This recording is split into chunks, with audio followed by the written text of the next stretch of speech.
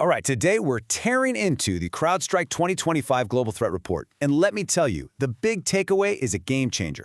Cyber adversaries, they're not just hackers in hoodies anymore. They've gone corporate. They've evolved into full-blown, sophisticated enterprises. And that changes absolutely everything for defenders. So let's get right into it. I want to start with a number that should honestly stop you in your tracks. 51 seconds. In 2024, that was the fastest breakout time CrowdStrike observed. So what's that mean? It means from the moment an attacker got their first foothold on one computer, it took them less than a minute to start moving across the entire network. Think about that. Less than a minute. And look, it's not just the record breakers. The average time for these kinds of attacks dropped from 62 minutes all the way down to just 48. Now, what's so important about this chart is the trend line. It is pointing sharply down. Attackers are getting so much faster, and that critical window that defenders have to react, well, it is slamming shut. So you have to ask, how are they getting this fast? This isn't just luck. It's the result of a massive shift in how they operate. Adversaries are now structured, focused, and efficient, just like the very businesses they're targeting. They have streamlined their playbooks, they've innovated their tools, and they are scaling their operations with a ruthless, business-first mindset. And this really gets to the heart of our whole explainer today. We are up against a totally new breed of threat. These aren't just lone wolves anymore. We're talking about well-oiled machines with clear objectives, specialized teams, and an obsessive focus on efficiency and, of course, profit. You know, the report's forward just nails it with this analogy. It's so true. In cybersecurity, just like out on the savannah, underestimating your opponent is a fatal mistake. The stakes are just so much higher now because the predators have gotten incredibly smart. And just so we're all on the same page, when we're talking about that incredible speed, we're talking about breakout time. It's that make-or-break window. It's the time between that first little compromise and the moment the attacker starts spreading everywhere. This one metric basically defines the entire race between the good guys and the bad guys. So where are these cyber enterprises aiming first? It's not always some super complex zero-day software exploit. Nope. They're going after the most vulnerable, most exploitable part of any organization. It's people. And they're weaponizing the most basic tool in any office, the telephone. And when I say they're focusing on it, I mean it. Get this, a 442% increase in voice phishing or vishing attacks. And that's not over a year. That's just comparing the first half of 2024 to the second. It's explosive growth, and it proves they are having massive success by just calling people up and talking their way in. And they've got a few key plays. You've got your classic phishing, where groups like one called Curly Spider will call you pretending to be from the IT department. Then there's callback phishing, used by a group called Chatty Spider. And you've also got help desk social engineering, where another crew, Scattered Spider, will impersonate an employee to trick the help desk into resetting their password.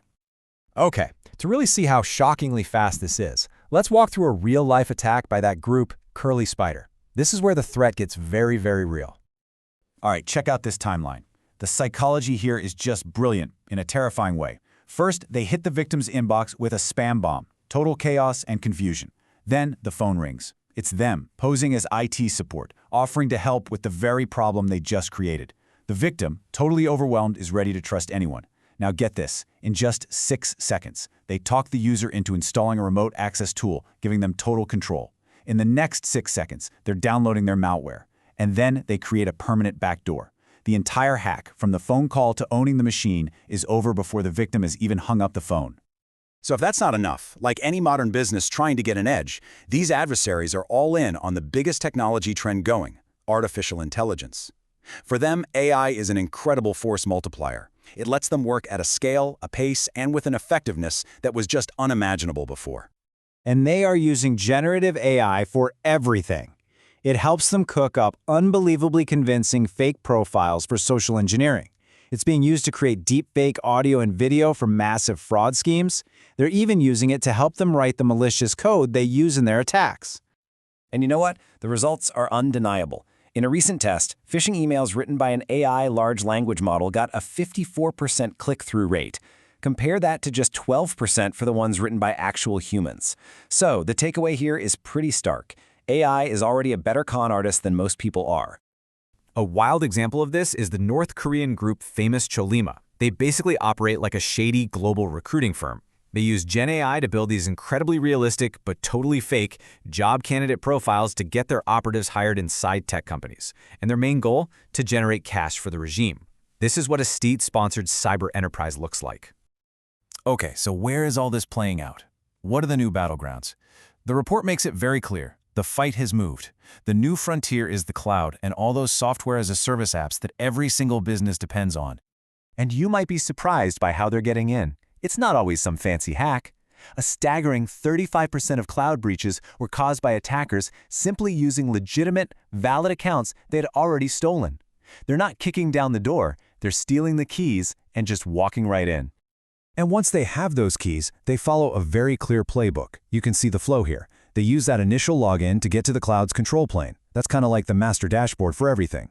From that one spot, they can do it all. Set up a permanent presence, hunt for valuable data, launch ransomware, you name it. It's a simple, repeatable, and devastatingly effective strategy. Now, the sheer scale of these enterprise operations is just mind-boggling, especially when you look at the nation-state level. Intrusions linked to China shot up by an average of 150% across every single sector last year. This isn't a couple of rogue groups. This is a mature, state-run cyber machine. And this right here really shows you how mature they are.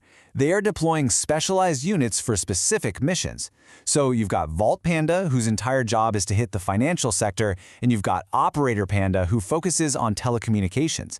This is a huge strategic shift away from just smash and grab hacks to long-term focused campaigns. And to make themselves even more efficient, these groups are building what you could almost call an exploit supply chain.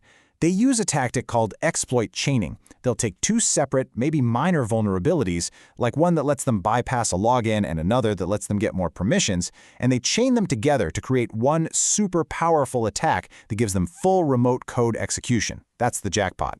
It lets them run any command they want on a machine from anywhere on Earth. It's a perfect example of the whole being way, way more dangerous than the sum of its parts.